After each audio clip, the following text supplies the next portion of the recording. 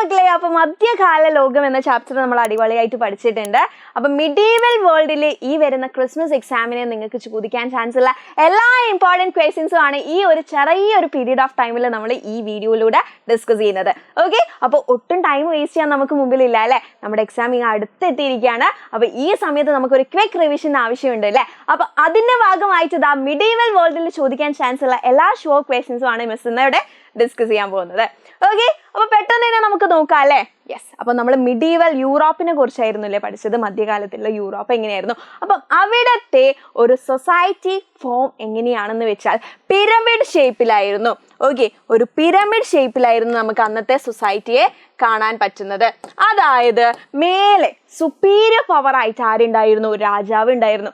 അതിന് താഴെ കുറെ പ്രഭുക്കന്മാർ, ഓക്കെ, ലോർഡ്സ് ഉണ്ടായിരുന്നു. പിന്നെ അവർക്ക് താഴെ ലെസർ ലോർഡ്സ്, അവർക്ക് താഴെ ഇങ്ങനെ ഭയങ്കരമായിട്ട് അധ്വാനിച്ച് പണിയെടുക്കുന്ന ഫാമേഴ്സ്, കർഷകരുമാണ് ഉണ്ടായിരുന്നത്. സോ ഈ ഒരു പിരമിഡ് ഷേപ്പിലായിരുന്നു എന്ത് അന്നത്തെ സൊസൈറ്റി എന്ന് പറയുന്നത്.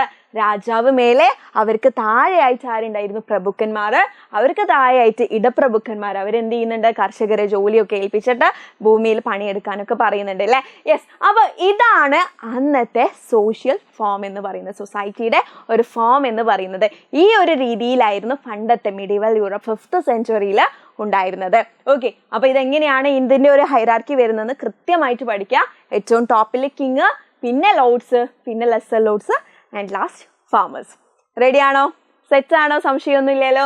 ഓക്കെ, അപ്പം ഈ ഒരു രീതിയിൽ ലാൻഡിന്റെ ഓണർഷിപ്പ് പ്രകാരം, ഓക്കെ, ഭൂമിയുടെ അവകാശ പ്രകാരം ഒരു സോഷ്യൽ സിസ്റ്റമാണ് അവിടെ ഫോം ചെയ്തിരുന്നത്. ഇതിനെ നമ്മൾ എന്ത് പറയുന്നു? ഇതിനെ നമ്മൾ ഫ്യൂഡലിസം എന്നാണ് പറയുന്നത്. ഫ്യൂഡലിസം എന്ന് പറയുന്നു. So the social system in medieval Europe is formed on the basis of land ownership. Okay, അപ്പൊ ലാൻഡ് ഓണർഷിപ്പ് ബേസ് ചെയ്തിട്ട് ഫോം ചെയ്തിട്ടുള്ള സോഷ്യൽ സിസ്റ്റത്തെയാണ് നമ്മൾ എന്ത് പറയുന്നത്? ഫ്യൂഡലിസം എന്ന് പറയുന്നത്. Social system medieval Europe formed on the basis of land ownership. Okay, medieval യൂറോപ്പിലെ land ownership base ചെയ്തിട്ട് ഫോം ചെയ്ത സോഷ്യൽ സിസ്റ്റത്തെ നമ്മൾ എന്ത് പറയുന്നു? ഫ്യൂഡലിസം എന്ന് പറയുന്നു. ഭൂമിയുടെ ഉടമസ്ഥാവകാശം അടിസ്ഥാനമാക്കി മധ്യകാല യൂറോപ്പിൽ രൂപപ്പെട്ട സാമൂഹ്യ വ്യവസ്ഥിതിയാണ് നമ്മൾ എന്ത് പറയുന്നത്? ഫ്യൂഡലിസം എന്ന് വിളിക്കുന്നത്. ഓക്കെ, അപ്പൊ ഇവിടെ ഇമ്പോർട്ടൻ്റ് ആയിട്ട് നിങ്ങൾ എന്തൊക്കെ പഠിക്കണം? എന്തൊക്കെയാണ് നോക്കേണ്ടത്? ഈ 3 ടേംസ് മാത്രം നോക്കിയാൽ മതി. മിഡീവൽ യൂറോപ്പിലെ സോഷ്യൽ സിസ്റ്റം ആയിരുന്നു. എങ്ങനെയുള്ള സോഷ്യൽ സിസ്റ്റമാണ്? ലാൻഡ് ഓണർഷിപ്പ് ബേസ് ചെയ്തിട്ടുള്ള. ഇതിനെയാണ് നമ്മൾ എന്ത് പറയുന്നത്? ഫ്യൂഡലിസം എന്ന് പറയുന്നത്. Land ownership based social system in medieval Europe is feudalism. In the land ownership based social system in medieval Europe is called feudalism. Ready ആണോ? Yes, okay. യെസ്, പിന്നെ നിങ്ങൾക്ക് എക്സ്പെക്ട് ചെയ്യാൻ പറ്റൊരു ക്വസ്റ്റ്യൻ ആണ്, എന്താണ് ഗിൽഡ്സ് എന്ന് പറഞ്ഞാൽ? എന്താണ് ഗിൽഡുകൾ? എന്താണ് ഗിൽഡ്സ് എന്ന് പറഞ്ഞാൽ എന്നൊരു ക്വസ്റ്റ്യൻ കൂടെ എക്സ്പെക്ട് ചെയ്യാൻ പറ്റും. അപ്പം മിഡീവൽ യൂറോപ്പിൽ പതിയെ സിറ്റീസ് ഒക്കെ വളരാൻ തുടങ്ങിയിട്ടുണ്ട് അല്ലേ. അങ്ങനെ സിറ്റീസ് ഒക്കെ വന്നപ്പോൾ എന്ത് സംഭവിച്ചു? എല്ലാവരും, അവിടെയുള്ള ജോലിക്കാരെല്ലാവരും അവരുടേതായിട്ടുള്ള ഓരോ യൂണിയനുകൾ ഉണ്ടാവുമായിരുന്നു. ഓക്കെ, സ്റ്റുഡൻസ് യൂണിയൻസ് ഒക്കെ ഉണ്ടാവാറില്ലേ? നിങ്ങൾക്ക് ഓരോ ക്ലബ്ബുകളൊക്കെ ഉണ്ടാവാറില്ല? അതുപോലെ തന്നെ ഇവരെന്ത് ചെയ്തു? ഒരു യൂണിയൻസ് ഉണ്ടാക്കി. അന്നത്തെ ആരൊക്കെയായിരുന്നു? Traders, blacksmith, goldsmith, leather workers, carpenters, ഇവരെല്ലാവരും കൂടെ അവരുടേതായിട്ടുള്ള ഒരു അസോസിയേഷൻ ഫോം ചെയ്തു. അതിനെയാണ് നമ്മൾ എന്ത് പറയുന്നത്? ഗിൽഡ്സ് എന്ന് പറയുന്നത്. സ്പെല്ലിംഗ് കറക്റ്റ് ആയിട്ട് നോക്കുക, GUILDS ആണ് കേട്ടോ. ഓക്കെ, അപ്പൊ വ്യാപാരികൾക്ക് പുറമെ വ്യാപാരികളും പിന്നെ തട്ടാന്മാരും സ്വർണ്ണപ്പണിക്കാരും തുകൽ തൊഴിലാളികളും മരപ്പണിക്കാരികളും എന്ത് ചെയ്തിട്ടുണ്ട്? ഇതേപോലെയുള്ള അസോസിയേഷൻസ് ഫോം ചെയ്തിട്ടുണ്ട്. ഇവിടെ അവർ എന്തൊക്കെയാണ് ചർച്ച ചെയ്തത്? എന്തൊക്കെയായിരുന്നു? പ്രൈസസ്. അവർ വിൽക്കുന്ന സാധനത്തിന്റെ പ്രൈസസ് അവർ ഡിസ്കസ് ചെയ്തു. ആ സാധനങ്ങളുടെ ക്വാളിറ്റി, ഓക്കെ, അതിന്റെ ഒരു നിലവാരം എത്രയാണെന്ന് അവർ നോക്കി. അതേപോലെ ഓരോ തൊഴിലാളികളുടെയും വർക്കിംഗ് ഹവേഴ്സും ഒക്കെയാണ് ഇവര് ഈ ഒരു ഗിൽഡിലൂടെ ഫിക്സ് ചെയ്തിരുന്നത്. ഓക്കെ, തൊഴിലാളികളുടെ ജോലി സമയവും ഉൽപ്പന്നങ്ങളുടെ വിലയും ഗുണനിലവാരങ്ങളും എന്ത് ചെയ്തിട്ടുണ്ട്? ഗിൽഡുകൾ നിശ്ചയിച്ചിട്ടുണ്ട്. ഗിൽഡ്സ് നിശ്ചയിച്ചിട്ടുണ്ട്. ഇവരെല്ലാവരും കൂടെ ഒരുമിച്ചിരുന്നിട്ടാണ് ഈ കാര്യങ്ങളൊക്കെ എന്ത് ചെയ്തത്? നിശ്ചയിച്ചിട്ടുണ്ടായിരുന്നത്. റെഡി? അപ്പൊ ഗിൽഡ്സും റെഡി ആണല്ലോ. Okay, yes. ഇനി നിങ്ങൾ എന്ത് ചെയ്യണം, ഈ ഒരു ഇമ്പോർട്ടൻറ്റ് ടോപ്പിക് കൂടെ ഈ ഒരു ചാപ്റ്ററിൽ നോക്കണം, അന്നത്തെ പ്രധാനപ്പെട്ട യൂണിവേഴ്സിറ്റീസിനെ കുറിച്ച്. ഓക്കെ, അപ്പോൾ ഇത് ഇമ്പോർട്ടൻ്റ് ആയിട്ട് നിങ്ങൾ പഠിച്ചു വെക്കേണ്ടതാണ്. കാരണം എക്സാമിന് എന്ത് ചെയ്യാൻ ചാൻസ് ഉണ്ട്, ചിലപ്പം MCQ ആയിട്ടോ അല്ലെങ്കിൽ മാച്ച് ദ ഫോളോയിങ് എന്ന രീതിയിലൊക്കെ ചോദിക്കാൻ ചാൻസ് ഉണ്ട് കേട്ടോ. ഓക്കെ, അപ്പോൾ ഇറ്റലിയിലെ 2 പ്രധാനപ്പെട്ട യൂണിവേഴ്സിറ്റീസ് ആണ് പാവ്യ ആൻഡ് പാദുവ എന്ന് പറയുന്നത്. സ്പെയിനിലെ 2 പ്രധാന യൂണിവേഴ്സിറ്റീസ് ആണ് പാർമ യൂണിവേഴ്സിറ്റിയും അതേപോലെ കോർഡോവ യൂണിവേഴ്സിറ്റിയും. ഫ്രാൻസിൽ പാരീസും ഉണ്ട്, തുലോസ് യൂണിവേഴ്സിറ്റിയും ഉണ്ട്.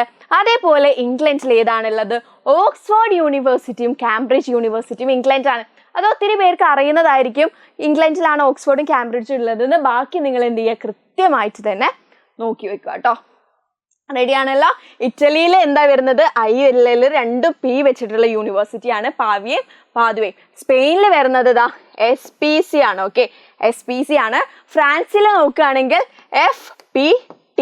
ഓക്കെ, ഫ്രാൻസിൽ PT ആണ്, PT പീരീഡ് ആണെന്ന് ഓർത്ത് വെക്കുക കേട്ടോ. ഫ്രാൻസിൽ PT പീരീഡ്. അപ്പം പാരീസും ടുലോസും ആണ് ഫ്രാൻസിൽ വരുന്നത്. സ്പെയിനിൽ എന്താണ്, SPC NCC ഒക്കെ ഉണ്ടാവാറില്ലേ? Yes, SPC പാർമയും കോർഡോവയാണ്. ഇറ്റലിയിൽ IP ആണ്, IPP ആണ്. അത് P എന്ന് പറഞ്ഞാൽ പാവ്യ ആൻഡ് പാദുവാണ്. ഓക്കെ, അപ്പോൾ എങ്ങനെയെങ്കിലും എന്ത് ചെയ്യുക, കൃത്യമായിട്ട് ഈ യൂണിവേഴ്സിറ്റിയുടെ പേര് കൂടെ മക്കൾ പഠിച്ചു വെക്കുക കേട്ടോ. Okay, ready. ഓക്കെ, അപ്പോൾ ലാസ്റ്റ് ഒരു ക്വസ്റ്റ്യൻ കൂടെ ഡിസ്കസ് ചെയ്തിട്ട് നമുക്ക് എന്ത് ചെയ്യാം, ഈ ഒരു വീഡിയോ വൈൻഡപ്പ് ചെയ്യാം.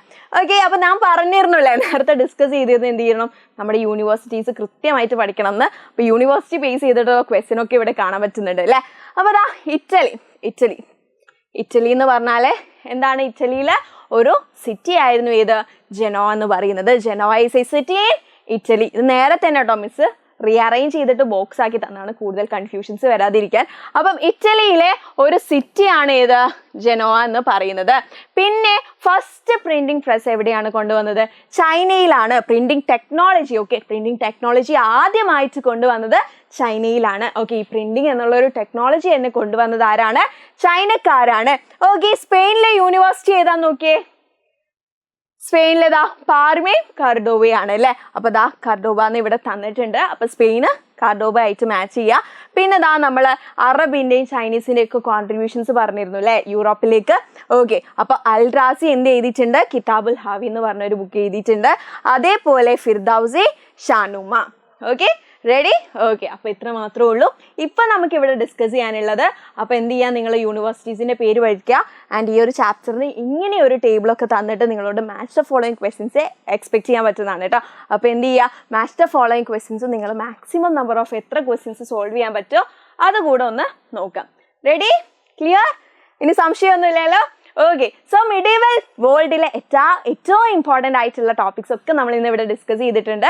അപ്പോൾ എല്ലാം ക്ലിയർ ആണ്, സെറ്റാണ്. ഈ കാര്യങ്ങളൊക്കെ നിങ്ങൾ ഇപ്പം തന്നെ പഠിച്ചു എന്നാണെങ്കിൽ താഴെ കമൻറ്റ് ബോക്സിൽ എത്തിക്കുക. മിസ്സിന് വേണ്ടിയിട്ട് കുറച്ച് യെല്ലോ ഫ്ലവേഴ്സ് ഇട്ട് തരാം. ഓക്കെ, ആൻഡ് ബാക്കിയുള്ള അഭിപ്രായങ്ങളും നിങ്ങളുടെ എക്സാമിൻ്റെ വിശേഷങ്ങൾ എന്താണ്, പേടിയാണോ, കാര്യങ്ങളൊക്കെ എന്ത് ചെയ്യുക, കമൻറ്റ് ബോക്സിൽ അങ്ങ് അറിയിക്കുക. Okay, then bye, thank you.